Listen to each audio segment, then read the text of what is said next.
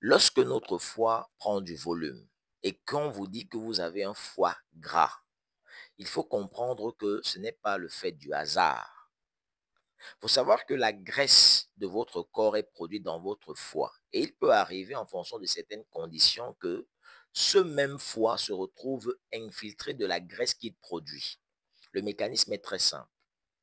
Lorsque votre foie produit de la graisse, il a besoin des transporteurs qui vont enlever cette graisse-là de votre foie pour l'envoyer dans les compartiments adipeux.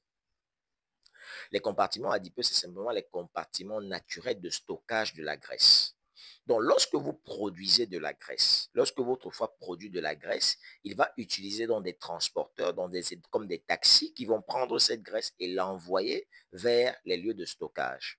Mais si la production dépasse la capacité de transport, cette graisse se retrouve infiltrée dans le même foie qui l'a produit.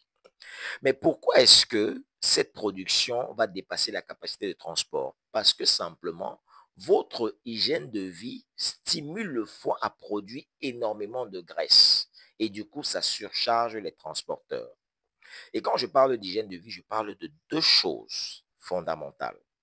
Première des choses, l'alcool. La consommation d'alcool stimule le foie à produire trop de graisse. Et la consommation des sucres, des aliments transformés, en particulier des aliments qui renferment le fructose raffiné.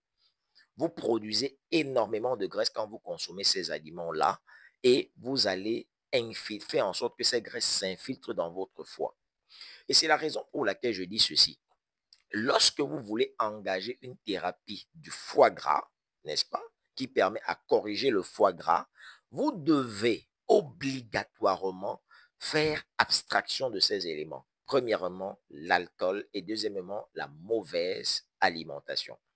Et c'est pour ça que quand une personne me contacte pour ce problème de foie gras, je conseille d'abord à la personne de corriger son hygiène de vie parce que je sais que c'est par là que le corps produit de la graisse, par une mauvaise hygiène de vie. Et même si après, je propose un complément alimentaire, comme j'ai proposé la dernière fois dans une de mes vidéos, la lécithine de soja, sachez que ce n'est pas la seule condition. La lécithine de soja est peut-être un émulsifiant, n'est-ce pas? C'est quelque chose qui permet de dissoudre les graisses, mais sachez que ce n'est pas la seule condition qui va vous aider à totalement vous enlever la graisse de votre foie.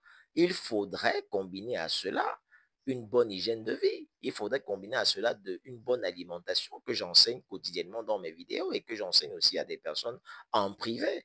Voilà, c'est comme ça qu'on finit par gérer ce problème de foie gras. Sinon, au fur et à mesure que vous allez avancer, la graisse va continuer à s'infiltrer et comme souvent, le foie ne se manifeste pas très vite, un beau jour, vous allez avoir un foie qui est totalement désorganisé et là, vous allez voir ce que les complications au niveau du foie peuvent entraîner.